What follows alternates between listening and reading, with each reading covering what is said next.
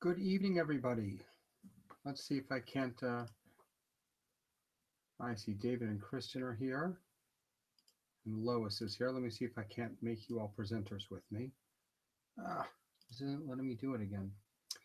If you can, request to be a presenter. So you should see a button that says that put your finger up or your hand up.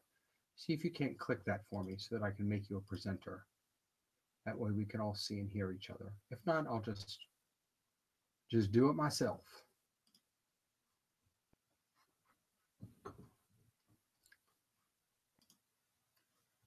Oh, you probably. All right, now if you can hear me, sorry about that, I had the wrong mic on. If you can put your hand up or click the little hand button, which you should see, I hope, on the right-hand side, it's telling me that you want to speak. That way I can make you a presenter. So if you could please do that.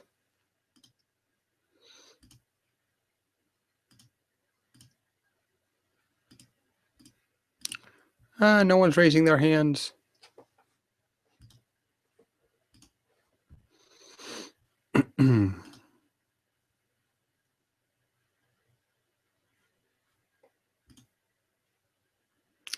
Please try and request to speak.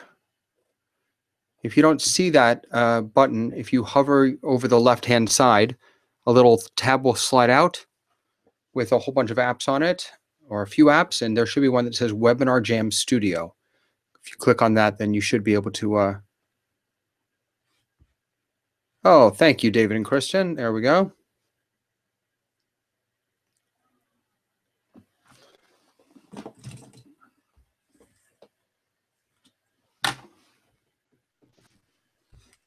Hey, guys.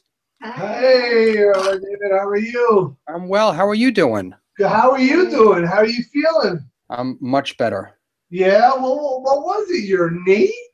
So, What were you playing for the Chicago Bulls? And you? Well, you know, I was skydiving down Mount Kilimanjaro, and when I hit the no, I had a knee replacement surgery back in November, Right.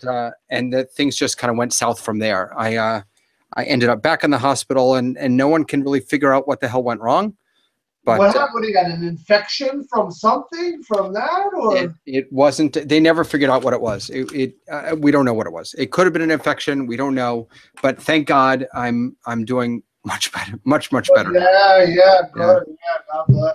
Yeah, definitely, man. I could see. I'm sorry we missed the last session or two and everything, but no worries. Hey, let me ask you a quick question. On your screen, how did you request to be a speaker? Because I want to tell Lois how to do that. Like exactly what you said. Okay. On the top right, there's that thing. Just hit, be able to speak. It's all very easy. Okay.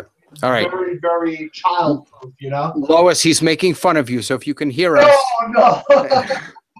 I'm just kidding. Just giving you trouble. Just like guide it to the right, up over here to the right. Like take your mouse over to the right, up on the right. There should be something to click. A little finger, like a little red finger or something like that?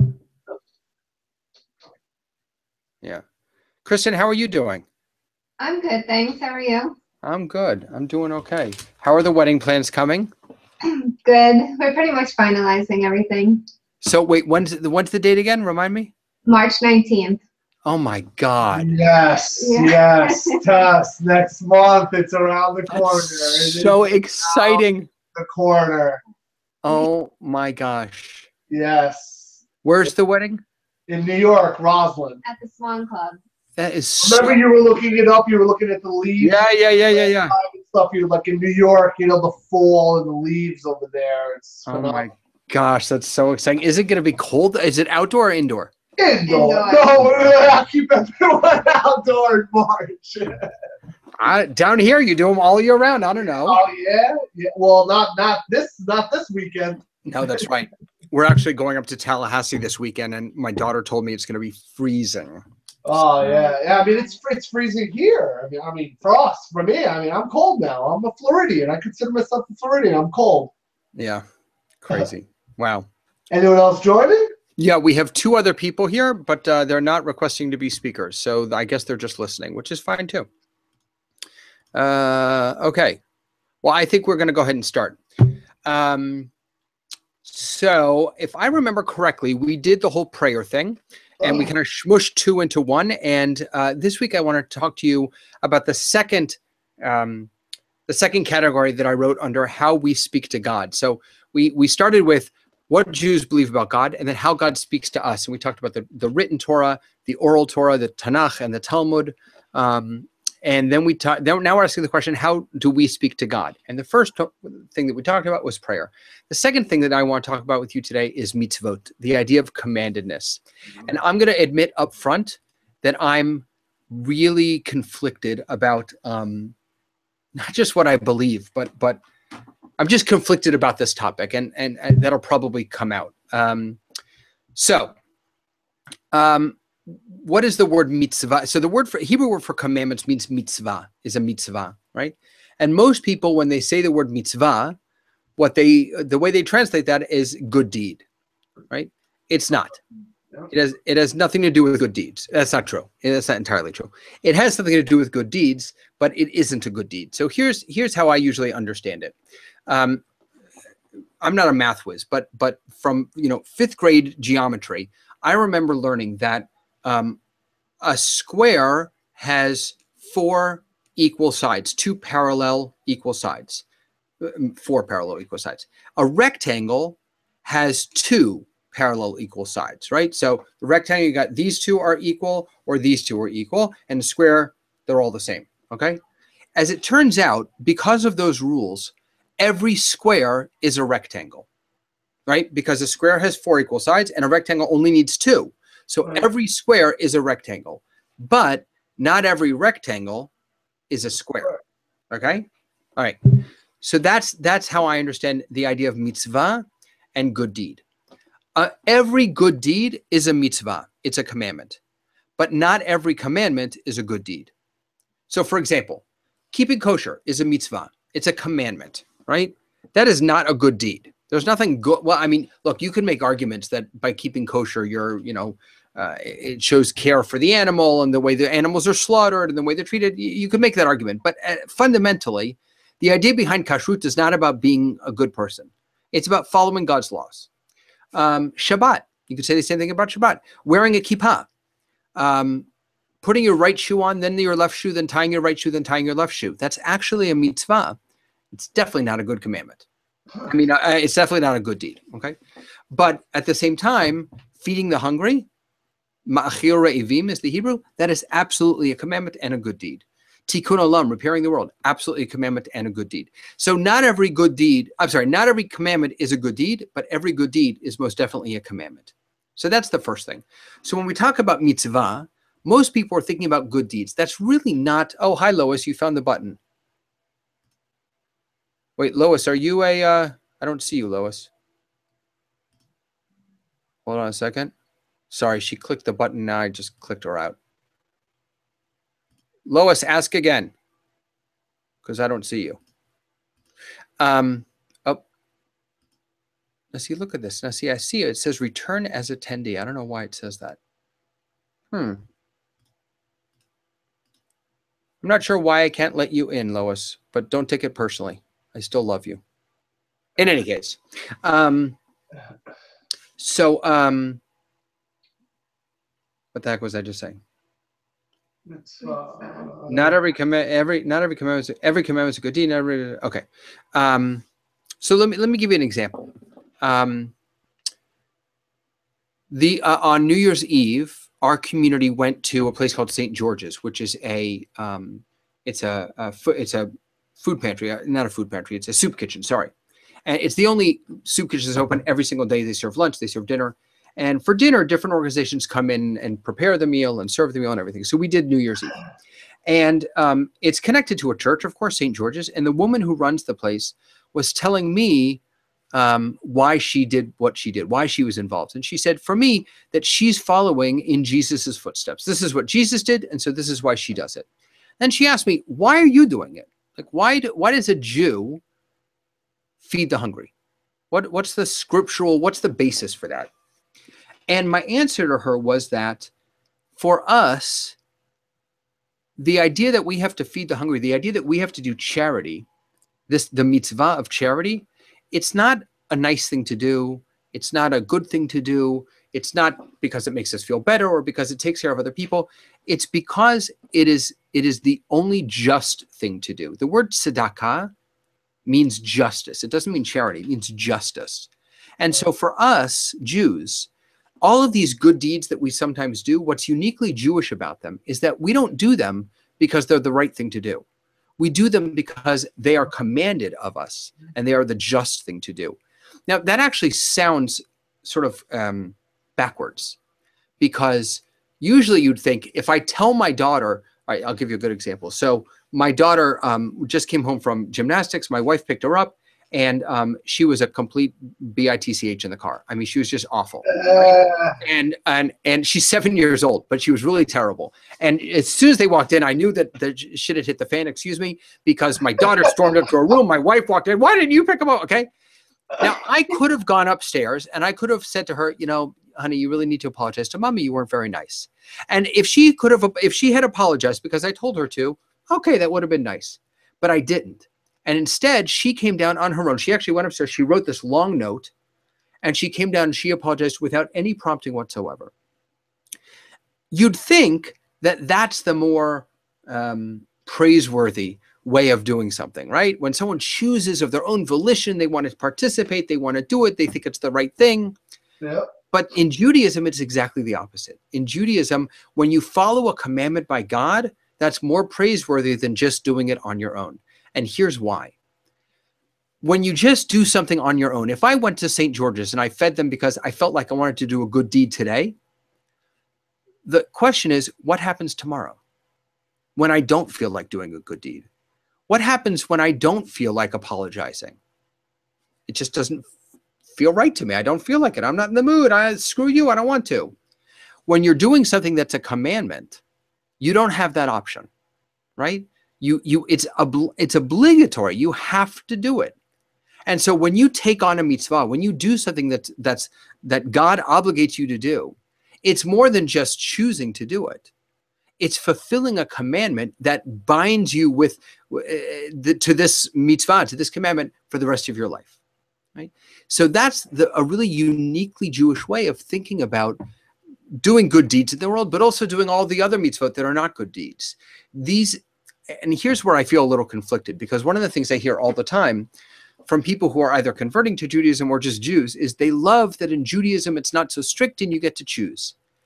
Well, no, not really. I mean, yes, of course, we all choose, but not really. Traditionally in Judaism, my understanding of mitzvah, of commandment, is that you're commanded, right? That you have to do it. And now, the reason why most of us don't think of these things as obligatory is because we just don't buy into that whole system. We don't buy into the idea that God obliged us to do certain things. We don't feel that sense of responsibility. And so the vast majority of Jews today, they pick and choose. It's a buffet and they pick and choose what they want to do. But I would contend that the original intention, I think the original intention was that we wouldn't pick and choose.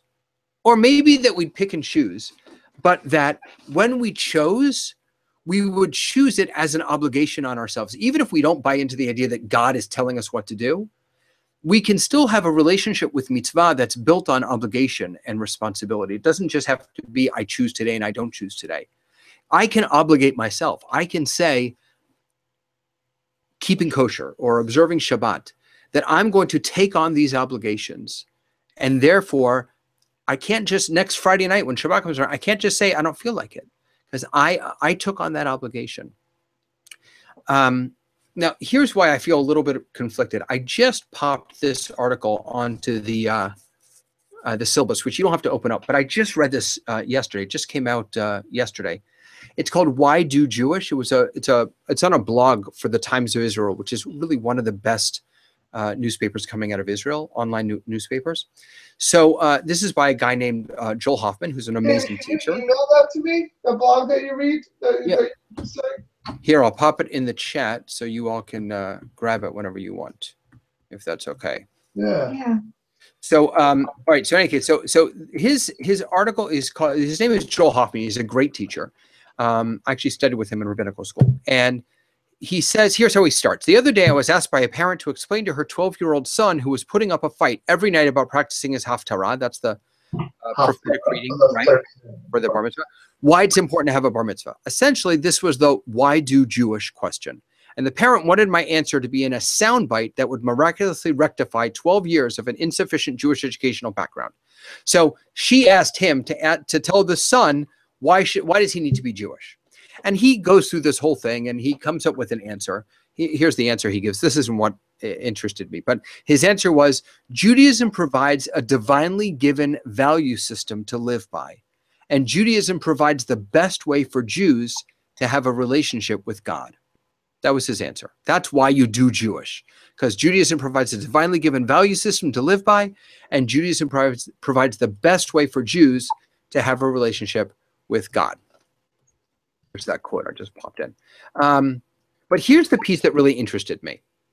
So he says, let me find it. Here's what he says. Contrary to what one may have learned in Hebrew school, mitzvot are not an obligation, nor an all or nothing system, but an opportunity. This is because every mitzvah a Jew does brings more godliness into the world, strengthens one's relationship with God, and has eternal value for which a person will be rewarded regardless of how many other commandments he or she violates. So that really struck me. Contrary to what one may have learned in Hebrew school, mitzvot are not an obligation, nor an all or nothing system, but an opportunity. I'm not sure I agree with him, but I want to share with you one other perspective that I think does agree with him, but in a bit of a backwards way. So he says, the more every mitzvah that a Jew does brings more godliness in the world, strengthens one's relationship with God, yada, yada, yada. So Rabbi, oh my God, what's his name?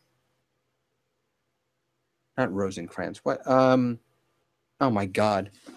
Major Jewish philosopher whose name I'm blanking on. Hopefully I'll think of it. All right, I'm sorry. In any case, he argues that a person's relationship with God directly correlates to the extent to which they are obligated.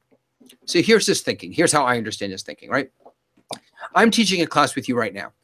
If a stranger walked in my office and said, Rabbi, I need to talk to you, what I would probably say to them is, I really want to sit with you, but I'm busy right now. Let's set a time for tomorrow. Same scenario. I'm teaching this class and my mother walks in. Guess what, guys? I'm hanging up on the class and I'm going to talk to my mother, okay? I feel more obligated to her because of my relationship with her. Right. And so his thinking is, if we have a deep relationship with God, then we're going to feel more obligated to God. If we are like best friends with God, if we see God as our father, as our mother, as our dear friend, as our teacher, whatever, we're going to feel more, when God asks us to do something or tells us to do something, we're going to feel more obligated to do it than if God is just some distant stranger to us, right?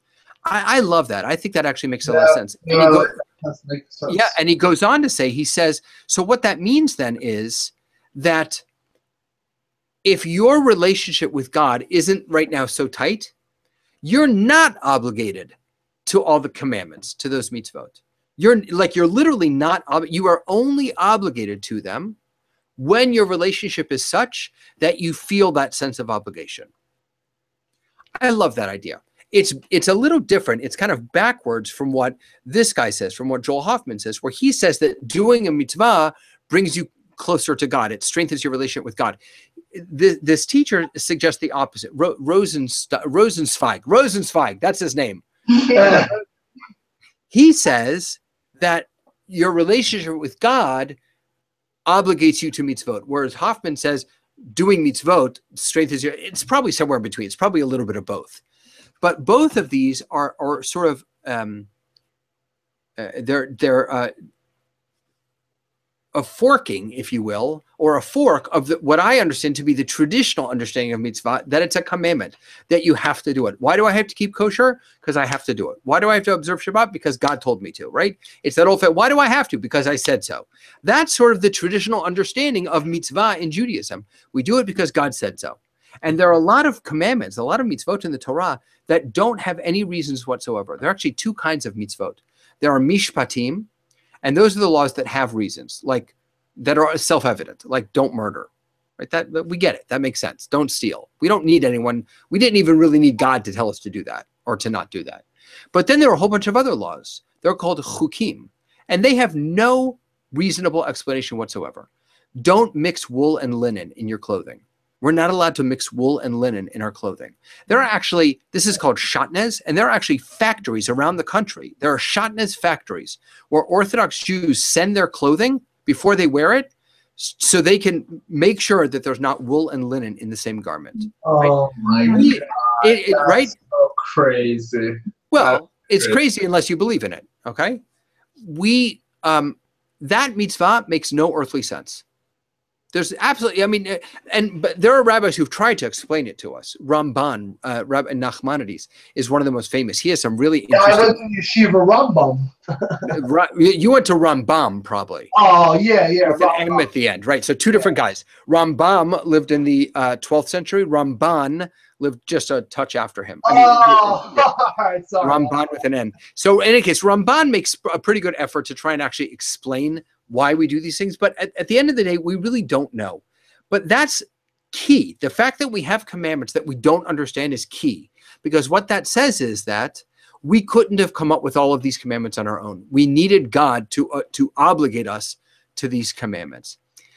So I'm a little torn. You know, I don't really know what to make of this whole idea of mitzvah. On the one hand, I'm drawn to the idea that God tells us to do things and we are obligated to do them. On the other hand, I and tons of other Jews don't do it, right? I mean, I don't follow every commandment. There are 613 commandments. The vast majority of them we can't do anymore because they're connected with the temple. There are probably like 280 or something that we could actually do today. I don't fulfill all 280. You don't fulfill all 280. So on the one hand, I love this idea that we're obligated by God. On the other hand, we don't follow it. So we pick and choose what we follow. Right, but that's not obligation then. Right. Right? Unless you buy into one of these ideas that it's not an all sum game, whatever. It's not an all or nothing game, right? And you can pick and choose, and every mitzvah you do brings you closer to God. Or if you buy into this other idea, the Rosenzweig idea that says that I'm not obligated to those mitzvot because there's something lacking in my relationship with God, which is depressing. Yeah, I don't like Rosenzweig's idea. I like the other guys. Hoffman. Well, I like Rosenzweig's idea because it focuses on the relationship with God more than it does on the actual commandments. What he says is what's really important to a Jew is not that you follow all the rules, but it's that you have a relationship with God. And when you have a relationship with God, like when your mother walks in the room, you're going to want to do what God says. Right. So that's very meaningful to me. Yeah. But I honestly, I'm not sure what to do with that. I mean, there is this sort of inherent tension between religious authority and personal autonomy. And especially, I think, since, I don't know, 2000, 1990 maybe, when radical autonomy began to exist. There's a great book called, it's called Playlist Judaism. I never remember who wrote it.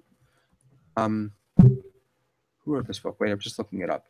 Playlist Judaism. Oh, Kerry Olitsky. There's a great book called Playlist Judaism. I'll put the link in the chat, called Playlist Judaism. And what he says is that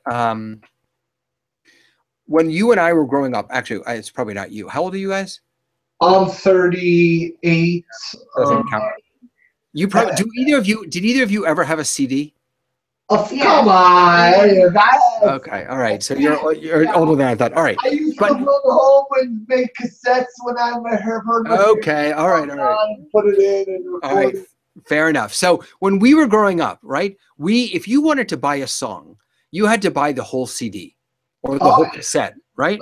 Now, when's the last time you bought a whole CD? Years ago. I never bought. Honestly, I can make an honest statement. I've never purchased a CD in my whole entire life. So how do you consume music? I just listen to it. But how? Through what medium? These days, Pandora, this and that. Back then, like for free. Pandora streaming it live. Spotify, Pandora, right? Exactly. Here's the point. The point is Where that I made like mixtapes back then and put it in. I never bought a CD. right. So the point is of playlist Judaism is that we all grew up creating our own playlists.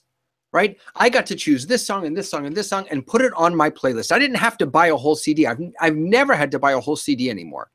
I can buy the one song that I want, or I can create a playlist on Spotify or Pandora. Oh, you can't do it on Pandora, but you know what I mean, right? You could choose the artist you like on Pandora, and then they'll create a playlist for you. But the idea is that Judaism has never been a playlist religion. It has been a CD religion. God gave us the tablets, the iPads, right? And we kind of had to buy the entire CD. We couldn't pick the songs that we wanted. That, I think, is the way traditional Judaism was formed. And truthfully, that's the way we all grew up. But nowadays, we live in a world where no one buys the whole CD.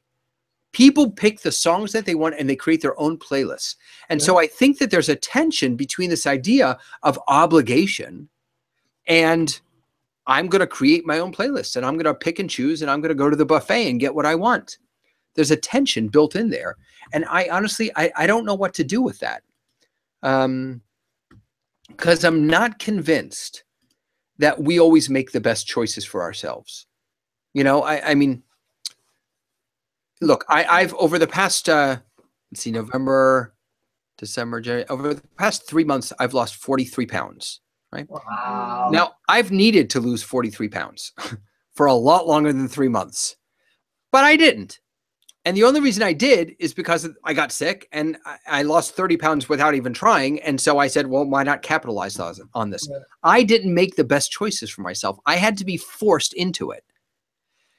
And I think that sometimes we need to be forced into things. We Jews need to be forced in. I think sometimes we need to feel responsible and obligated. And I worry sometimes that the radical individualization of our society, the radical autonomy that we now have may not be the best for us. I'm not sure what to do with that tension. I'm curious to hear what you all think. Do you feel any sense of obligation from God, or is life just, I'm going to do whatever I want? No, I mean, I guess I think you might think we're younger than we are or that, but I guess we're just an old soul. But no, absolutely. I definitely feel obligated and you know, to do the right thing and for God and all that good stuff, you know? Okay, so what does that look like for you? And then Kristen, I'm not letting you off the hook. I want to hear from you too. What does that look like for you, Dave? Like when you say I feel obligated, okay, what does that mean? How does that play out in your life? What do you mean? Hi, Lois. Hi, I've actually been here. Very good. Okay, but I went in a different way. I know, but I just saw your hand up, so I apologize for the delay in getting you in. I'm sorry. Can I ask you a question? Yeah, let me just finish with Dave because I don't want to let him off the hook. Dave, what does that look like in your life? Well, what do you mean? What do you mean? When you say you feel obligated by God, how does that? Give me a tachlis. Give me a real life example. In what does God obligate you, and how do you fulfill that? I feel obligated by God to do X, Y, and Z.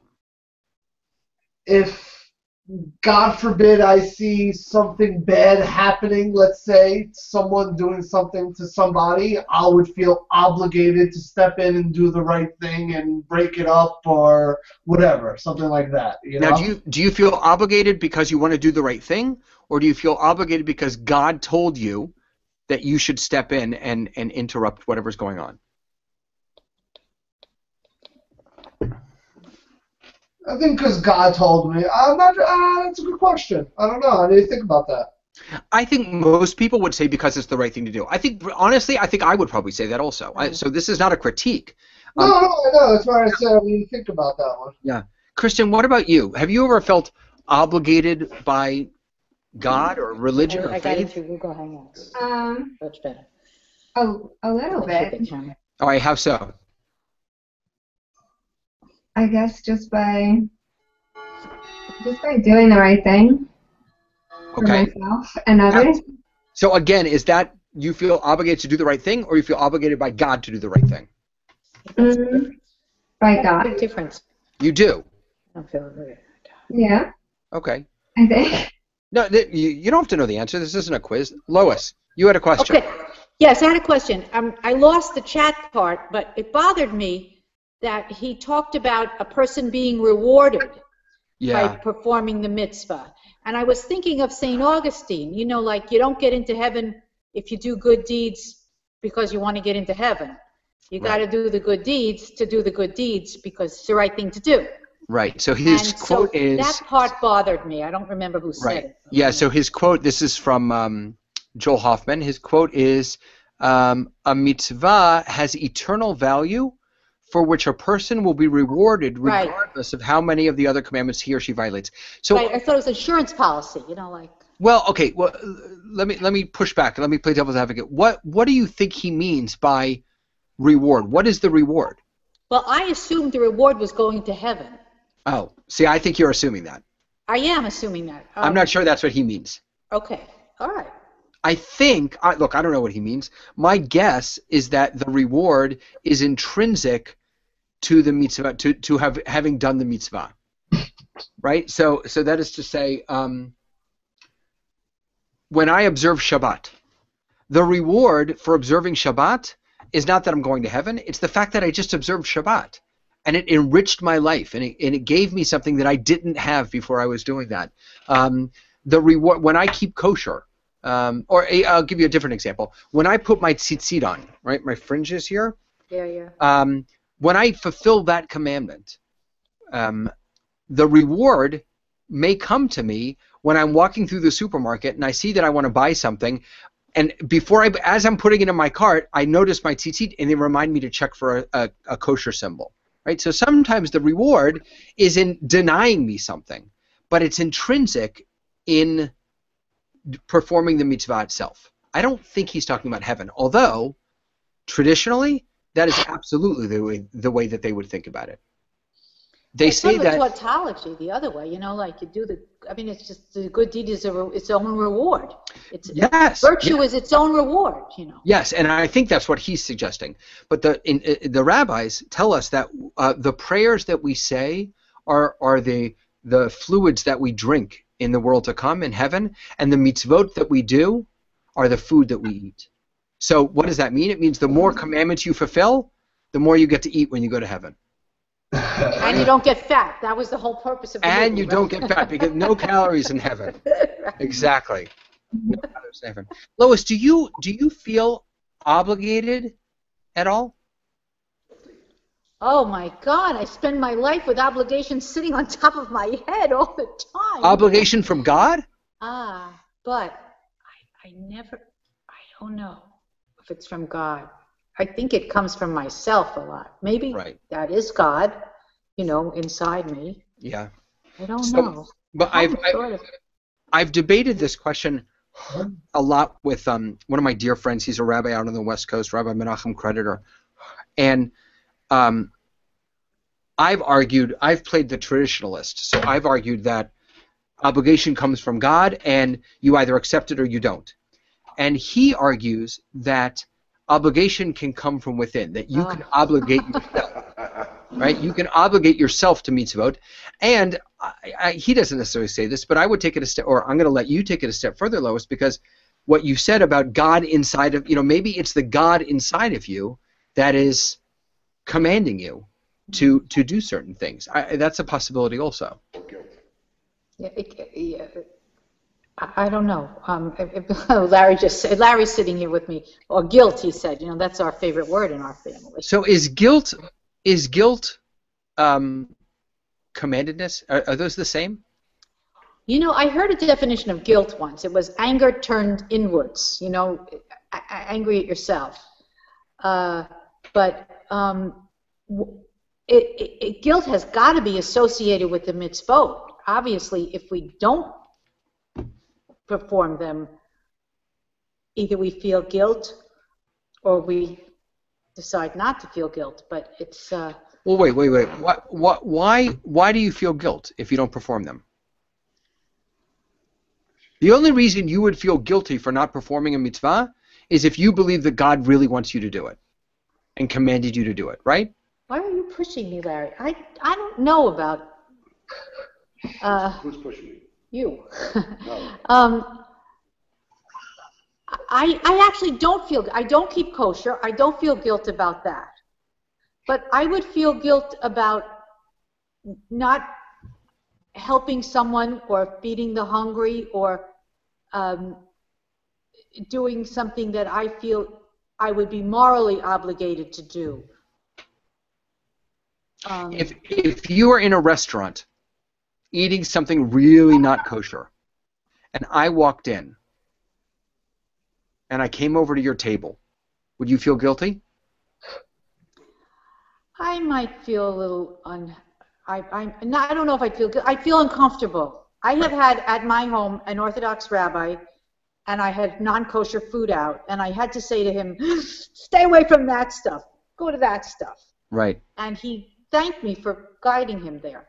And I thought, oh my God, I should never have had non-kosher food here. Right. That's happened to me a few times when I've up north. I've walked into. I remember distinctly one time I walked into a Japanese restaurant to get vegetarian sushi, and there was a whole table of congregants, and I walked over, and they were hiding their dishes under the table, like they didn't want me to see the shrimp or the. Well, at least it wasn't on Yom Kippur. No, it wasn't on Yom Kippur. I was in the restaurant on Yom Kippur.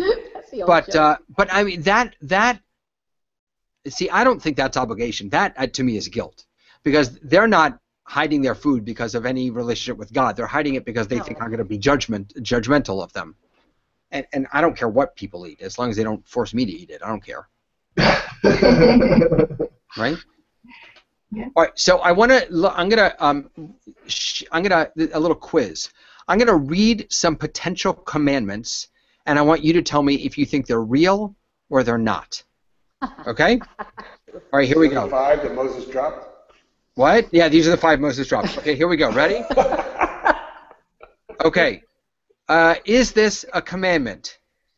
Don't take revenge. Wow. Revenge is mine, saith the Lord.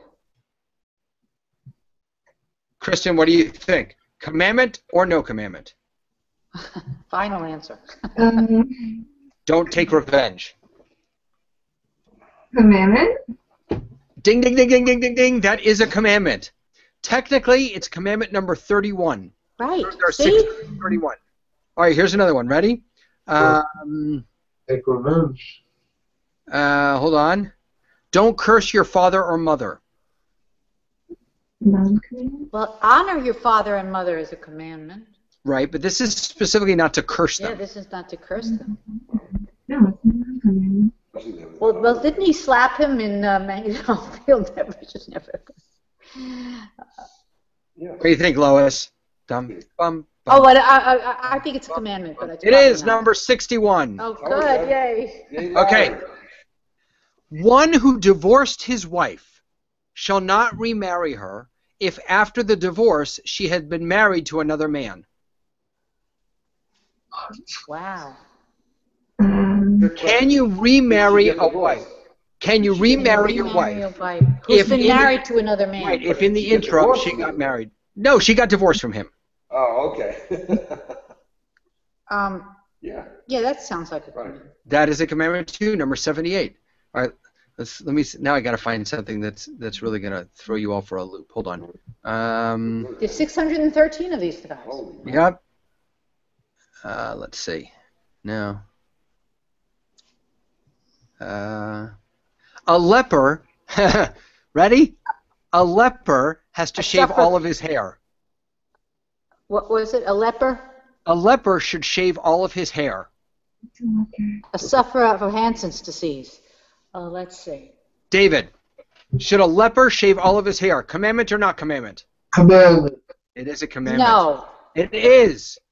Number 579. Really? Wow. Yep. That's terrible. Let's see. One more. I'll give you one more.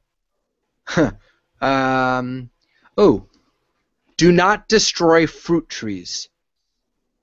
Well, you should have told that the governor of Florida. Let's see. Do not Is it a commandment that you're not allowed to destroy fruit trees? Yeah. It is. 600 commandments. It is. Number 603 is when you lay siege to a town, you're not allowed to destroy the fruit trees. Ah, but if they have citrus greening or whatever. Right. Okay. There are commandments for everything. Everything. Now, and what the rabbis have done, by the way, there's a link to a list of all 613 in the syllabus. But what the rabbis did is they didn't just make these up. They derived them out of the Bible. So the rabbis went back. Either they were reading the Bible and they said, "Oh, there's a commandment," or they said, "We need a commandment about something. Let's go find something in the Bible that supports this idea." Either way, they came up with 613. And let me see. I have the exact number here. 48 positive commandments. So they're split up, by the way, into positive and negative. There are 248 positive and 365 negative. So according to tradition, there are 248 parts of your body. So according to tradition, you have 248 parts of your body. Each of them can do one mitzvah. And there are 365 days in the year, which means you have one chance to screw up every single day of the year, because there's 5 negative ones. But of those, of the 248 and the 365, only 48 positive commandments and 222 negative commandments are in effect today. Right? That's really, there are a few extra ones, but that's really, what is that, 260, 270. 270 of the 613 commandments are possible today. Saying the Shema every morning and evening, giving tzedakah, charity, keeping kosher, learning Torah, things like that. 270. How many of those do you think you do? I have no idea because I have to find out what they are. Right. Well, where do you go to keep score? Well, you obviously go to his website. He puts So post-its down. right. So you can look at the list here. A lot of them. There's a whole set of them. Number 459 until 560. Right there. Those all have to do with sacrifices and offerings. So right there, you get a get out of jail free card for at least 100 of them. I just put the link to this list in the chat. A lot of them have to. Where you thank God for not making you a woman every morning. That's not a commandment. That's a blessing. Okay. Oh. That's a blessing. and well, all right. Let's talk about that for a second. Now that you brought it up, so there is a blessing in the morning service that says, "Baruch atah Adonai Eloheinu melech haolam, praised are you, Adonai our God, ruler of the universe, shelo asani isha, who has not made me a woman." Now, in order to wait, calm down. Hold on. Lowest to stir the pot. In order to understand this and to try and make sense of it, you have to look at it in context, okay?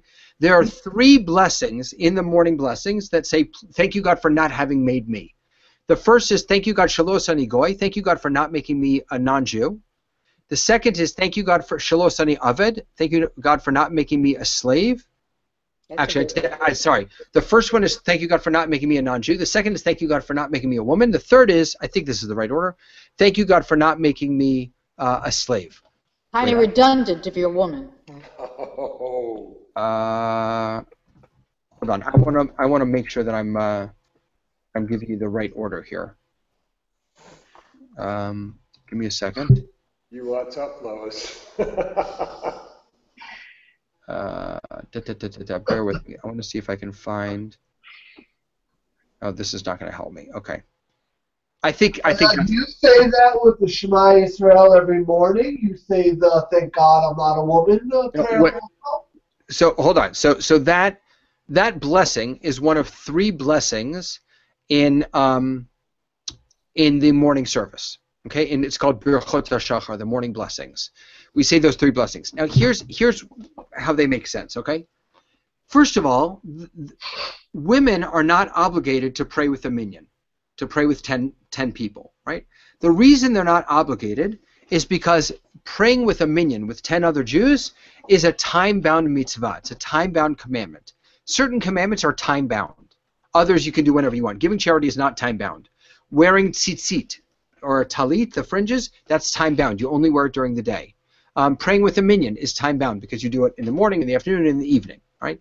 Women are not obligated to time-bound mitzvot. We can get into why they're not later, but they're not, okay?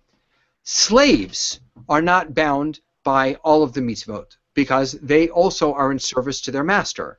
Non-Jews are not bound to all the commandments. They're only bound to 7 commandments. They're called the 7 Noahide laws.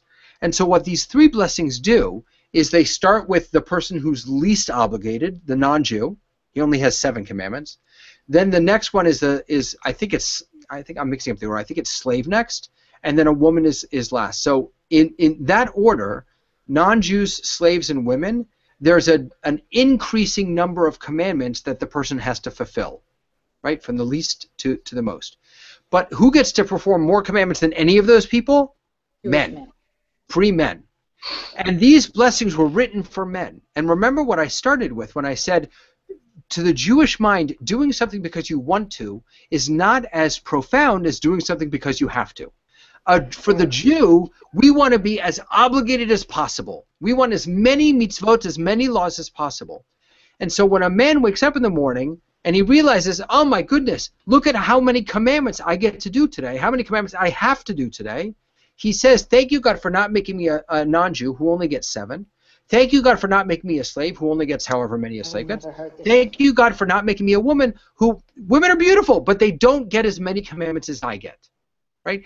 That blessing, no, it's not a rationalization. That blessing is not a statement against women at all. It's a statement in favor of being able to fulfill more commandments than women can fulfill. Okay. Now, having said all of that, it still sucks. Right. Okay? It's still an ugly commandment. And in fact, what liberal Judaism has done is we didn't take it out. We did not take that blessing out. We changed it. And in fact, we didn't just change that blessing, we changed all 3. You'll notice that all 3 are in the negative. Shelo asani, shelo asani. Thank you, God, for not making me. So one of the first things that we did is we changed them to positive. Instead of thank you, God, for not making me a non-Jew, shelo asani goy, we say sha'asani Yisrael. Thank you, God, for making me a Jew.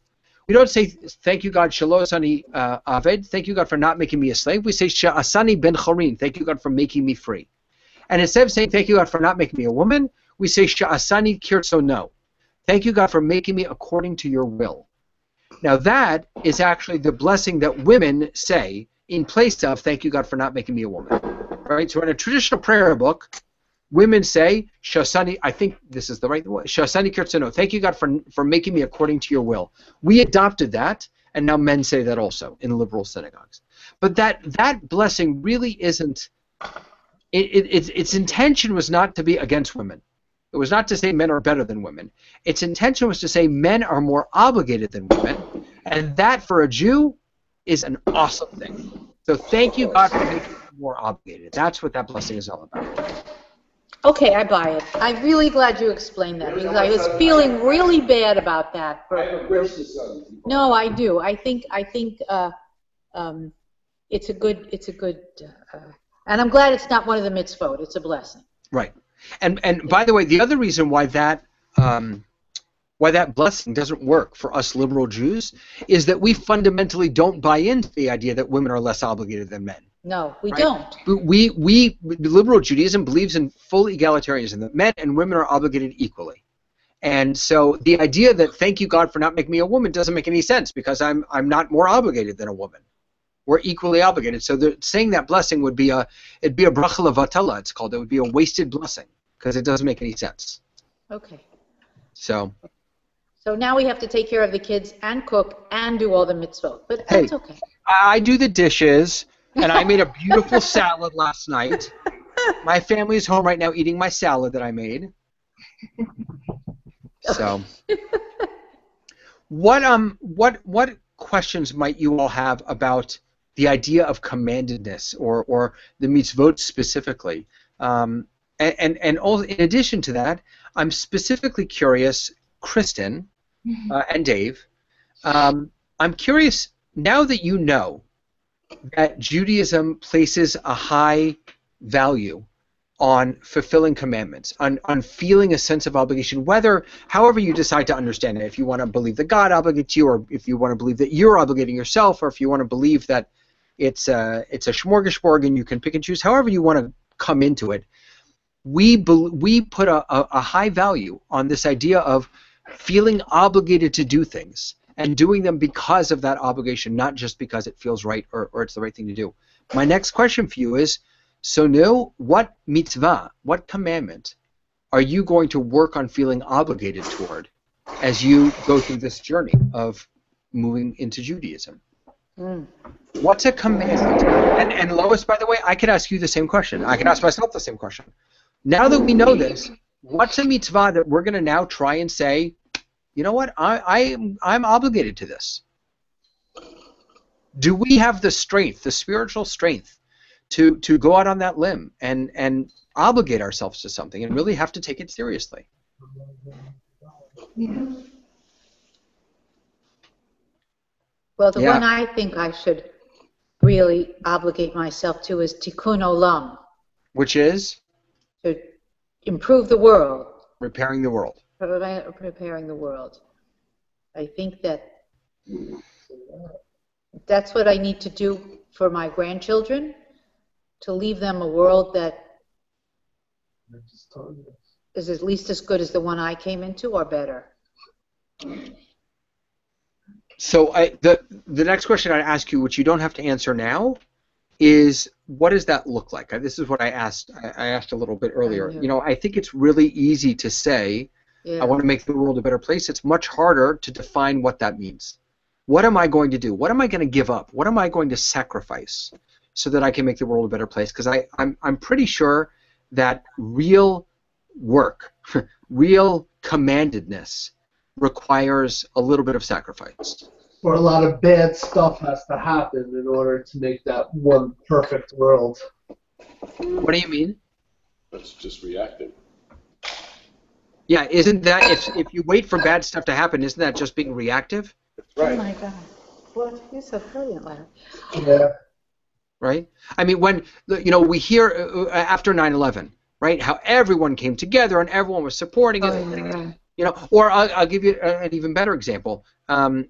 Harry Chapin, the great singer-songwriter. Oh my God, we love him. Yeah, he's amazing. So he gave an interview once, and he was quoting someone. I don't remember who he was. I think he may have been quoting Bob Seger, but he tells this story about about a school who had a food drive, right? Yeah, and a food drive for Thanksgiving. And so the day after Thanksgiving, Monday morning, the principal came in and said, "Students, I have wonderful news. You collected so much food that 300 people had food for Thanksgiving. What a tremendous thing that you did." And then the principal says, "But there's one problem. What are these people going to eat this week?" Wow. Right. And then the principal said, "So we're going to cancel all of our classes this week to address that question, to try and learn how we can help these people eat this week." You know, around the holidays, we all feel obliged to do good things. We all feel responsible for one another. But when's the last time we did something? Did we feel that urgency, or are we just waiting for another urgent call?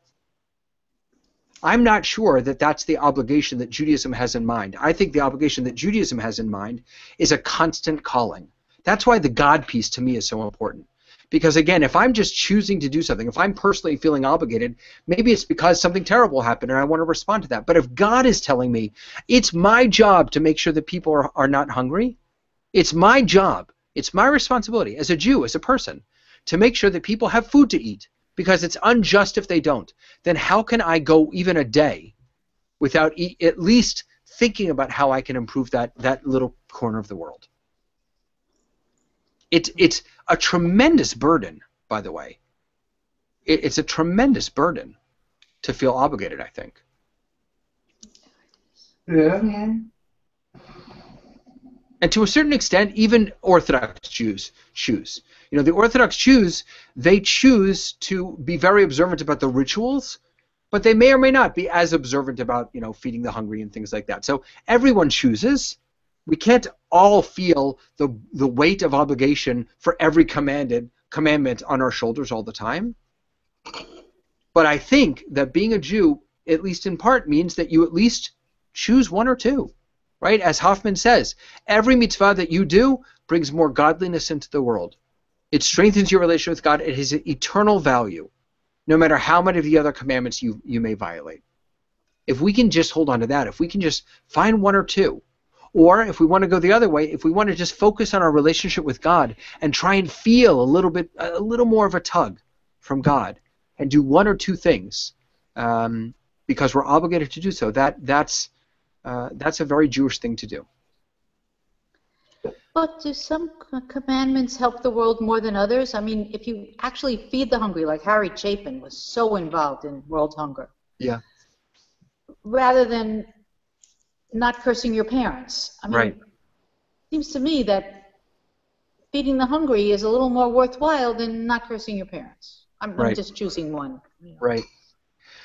Well, I think that you and God are using a different value structure. Right?